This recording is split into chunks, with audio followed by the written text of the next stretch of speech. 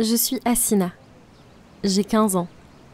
Ma communauté pratique la MGF, la mutilation génitale des femmes. On m'a toujours raconté que c'était une bonne chose. Je me sentais exclue. Mais je sais que les filles en souffrent. Alors j'ai commencé à me renseigner.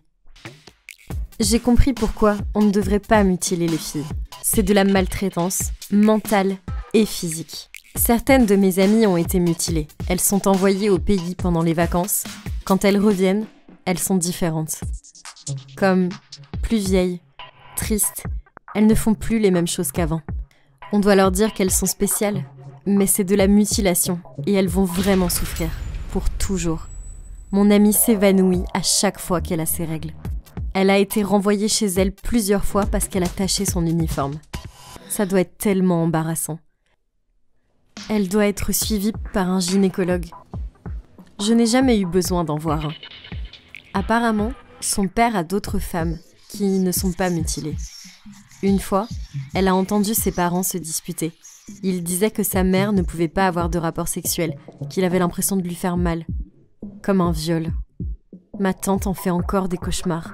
Et elle a 35 ans. Elle souffre toujours et elle est constamment déprimée. Une fois, ma mère a fait sous elle. Elle a prétendu qu'elle avait renversé son verre d'eau. Les cadeaux qu'ils donnent aux filles, ils n'en valent vraiment pas la peine. Ils vous conditionnent et ils vous manipulent. C'est vraiment grave. Ils vous éloignent et ils vous mutilent en secret. Pourquoi ? Personne ne devrait vous toucher là. On devrait l'enseigner à l'école. C'est pour ça que nous devons en parler. Le problème, c'est que notre peuple justifie la mutilation des filles en disant que ça les garde pures. Ce n'est pas vrai.